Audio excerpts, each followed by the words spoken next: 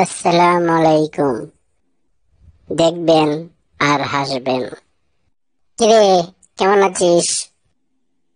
ভালো না দোস্ত। বর্ষা আমার জীবনটা বরবাদ করে দিয়েছে। আমারটাও। মানে কি বললি? আমি তো কিছুই বুঝলাম না।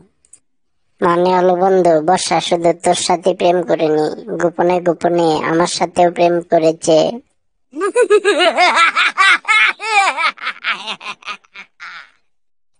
কিরে, তোর খবর কি?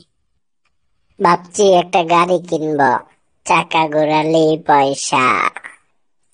তাহলে এত টাকা দিয়ে গাড়ি কেনার দরকার কি? একটা চাকা কিনে বসে বসে ঘোরালেই তো হয়।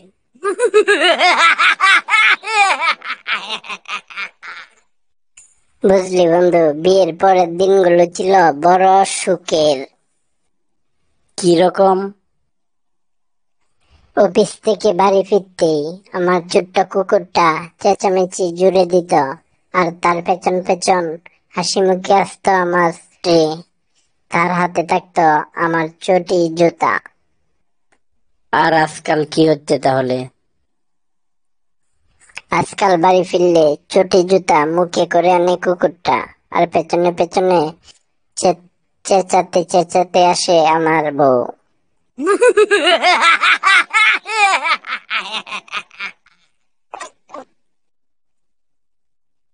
এত ভয় পাচ্ছিস কেন? প্রবাদ আছে না, যে কুকুর বেশি গেউ গেউ করে সে কুকুর কামড়ায় না। প্রবাদটা তুই জানিস, আমিও জানি, কিন্তু কুকুরটা কি জানে?